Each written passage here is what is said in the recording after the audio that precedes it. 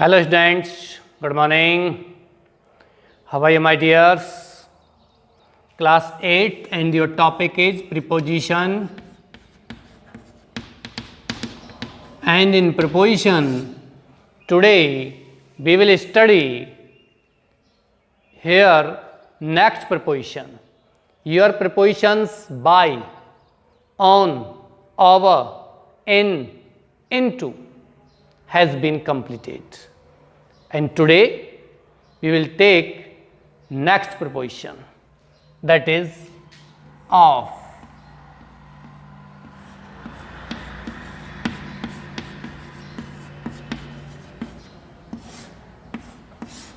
If you want to write this, you can.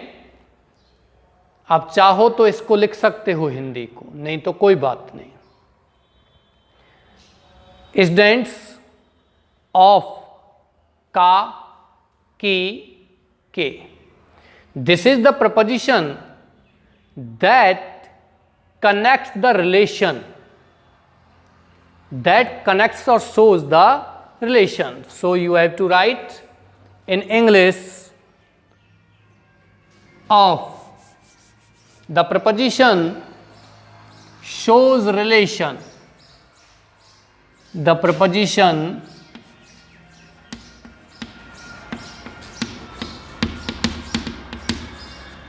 shows relation. If a person or thing related to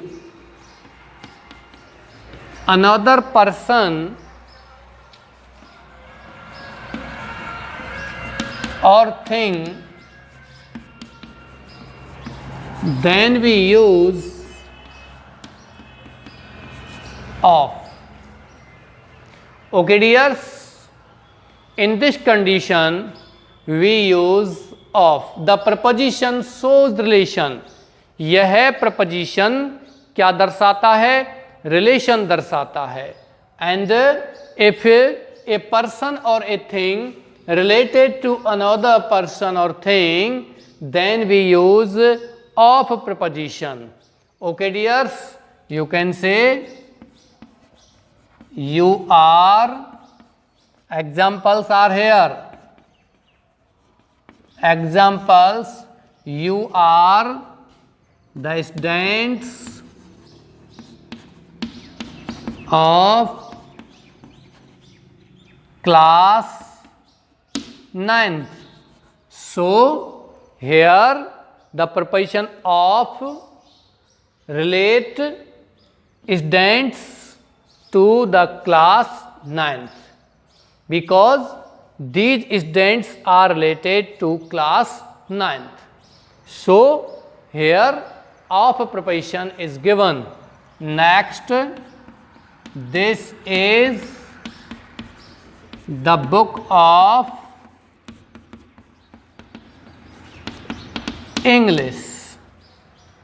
Okay, this is the book of English.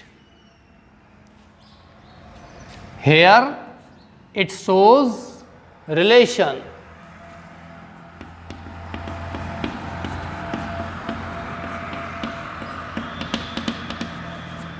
Fixed preposition. There are some words that always have of preposition. What are these words? We will take here these words. Number first, made of. Number second,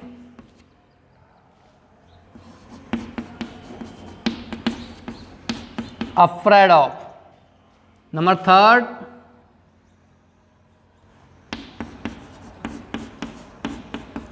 full of. Number third is full of. Made of, afraid of, full of. Okay, here we will use of preposition. Examples are this chair is made of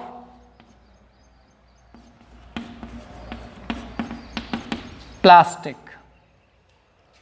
okay प्यारे बच्चों, यदि कोई चीज किसी दूसरी चीज की बनी होती है और उस चीज के बनने पर उस वस्तु के गुण नहीं बदलते हैं तो वहां क्या लगाते हैं? ऑफ। और गुण बदल जाते हैं तो वहां लगाते हैं फ्रॉम, FROM। ओके, जैसे the curd is made of the milk. दही किससे बनी होती है? दूध से। तो दही का बनना क्या है? दूध से बनती है। लेकिन दही में दही के गुण होते हैं, दूध में दूध के गुण होते हैं। दूध में दही बनने पर उसके गुण बदल गए तो वहां किसका प्रयोग करते हैं? ऑफ का प्रयोग करते हैं। ओके, ये क्लियर हो गया? ये भी क्लियर हो गया आपका। उसके बाद देखते हैं afraid of. He is afraid of ghosts. उसे भूतों से डर लगता है। गॉस्ट मीन्स क्या होता है? भूत। ध्यान रखना, इस शब्द को हम घोस्ट नहीं बोलते हैं प्यारे बच्चों। इस शब्द को हम घोस्ट नहीं बोलते हैं। क्या बोलते हैं? गॉस्ट। क्यों? क्योंकि अंग्रेजी में ऐसा कोई भी शब्द नहीं होता है जिसका उच्चारण घ, जिसका उच्चारण ख, जिसका उच्चारण ठ होता हो। यदि हम पढ़ते हैं, उच्चारण करते हैं तो वो गलत है। जैसे कभी कभी आपने सुना होगा TOO और एक आपने सुना होगा TO। तो हम इसको क्या बोलते हैं? टू, और इसको क्या बोलते हैं? ठू। लेकिन वो क्या है? गलत है। इसको भी हम क्या बोलते हैं? टू, और इसको क्या बोलते हैं? टू। ये ध्यान रखना, क्योंकि अंग्रेजी में ठ नाम का उच्चारण कोई होता ही नहीं है। Okay, he is afraid of ghost. उसे भूतों से डर लगता है। The bucket is full of water. ये बाल्टी किससे भरी हुई है? पानी से भरी हुई है। इनको आप कॉपी कीजिए। आशा करता हूं आपको समझ में आया होगा। अगले प्रपोजिशन की ओर चलते हैं। कौन कौन से और प्रपोजिशन है अगले?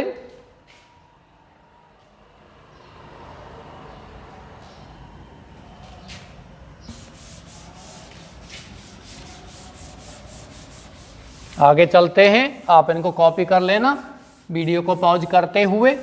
आपके ये प्रपोजिशन एक समाप्त हो गया है और अन्य अभी 2 प्रपोजिशन को और लेते हैं। आपके आज की क्लास में 3 प्रपोजिशन समाप्त हो जाएंगे। ओके बच्चों, आशा करता हूँ फिक्स्ड प्रपोजिशन भी आपने उतार लिए होंगे। फिक्स्ड प्रपोजिशन का मतलब आपको चाहे अर्थ कोई भी हो, नियम कोई भी हो, यदि अफ्रेड आता है, फुल आता है, यदि आपको मेड आता है, तो वहां आप कौन सा प्रपोजिशन लगाएंगे? कौन सा लगाएंगे? ऑफ प्रपोजिशन लगाएंगे। अब है between. Now between and second is among. आज मैं आपको इंग्लिश के साथ साथ हिंदी भी बोल रहा हूं। कारण क्योंकि आप 1-2 बच्चों के ये कमेंट भी थे कि सर आप थोड़ा हिंदी और बोल दिया करो जिससे कि हमारी समझ में आ जाए। इसलिए मैं बाइलिंगुअल आपको पढ़ा रहा हूं। ओके बच्चों, बिटवीन और अमंग, इसका क्या होता है? के बीच में। क्या होता है? के बीच में।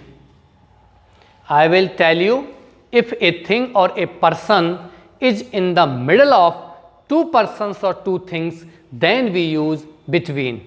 And the person or the thing is in the middle of more than 2 things or 2 persons, then we use among preposition. प्यारे बच्चों, जब कोई वस्तु या व्यक्ति 2 के बीच में होती है तो वहां किसका प्रयोग करते हैं? बिटवीन का।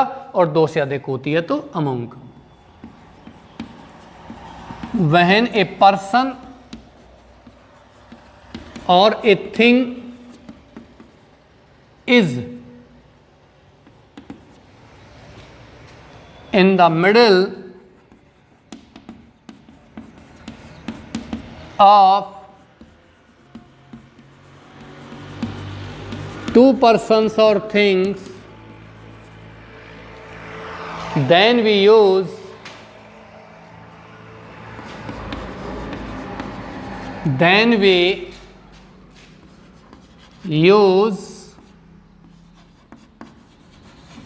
between, and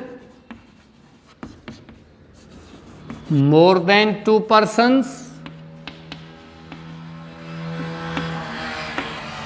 or things, then we use among। ध्यान रखना प्यारे बच्चों, ये देन THAN अलग है और THEN अलग है। देन माने तब, THEN या उसके बाद, ओके। लेकिन ये THAN देन माने से, यानी दो व्यक्ति या दो वस्तुओं से ज्यादा के बीच में होती है तो हम इसका प्रयोग करते हैं। चलिए यहां मैं कुछ उदाहरण दूंगा, आपको ये समझ में आएगा। एग्जाम्पल्स यहां हैं, डिस्ट्रीब्यूट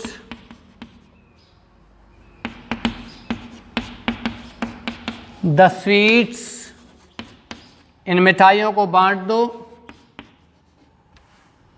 रिक्त स्थान, राम एंड श्याम। प्यारे बच्चों बताइए इसमें किसका प्रयोग करेंगे? अमंग का प्रयोग करेंगे, बिटवीन का? Here two persons are given, Ram and Shyam, then you will use BETWEEN, between, BETWEEN। Next example is a father distributed his property blank his sons।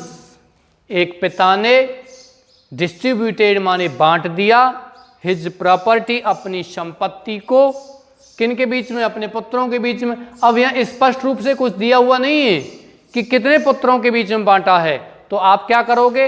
Among का प्रयोग करोगे। दो का तो पता ही नहीं है, तीन पुत्र हो सकते हैं, चार, दो भी हो सकते हैं, लेकिन हमें सेंटेंस तो नहीं बता रहा कि दो हैं। आप क्या लगा दोगे? Among, AMONG। Okay students, copy the sentences from the blackboard और pause the video and then take the screenshot. Okay बच्चों, मैं आशा करता हूँ आज ये क्लास यहाँ समाप्त है। आपका ऑफ प्रीपोजिशन हो गया, बिटवीन हो गया, अमंग हो गया, ऑफ के कुछ फिक्स्ड प्रीपोजिशन भी हो गए।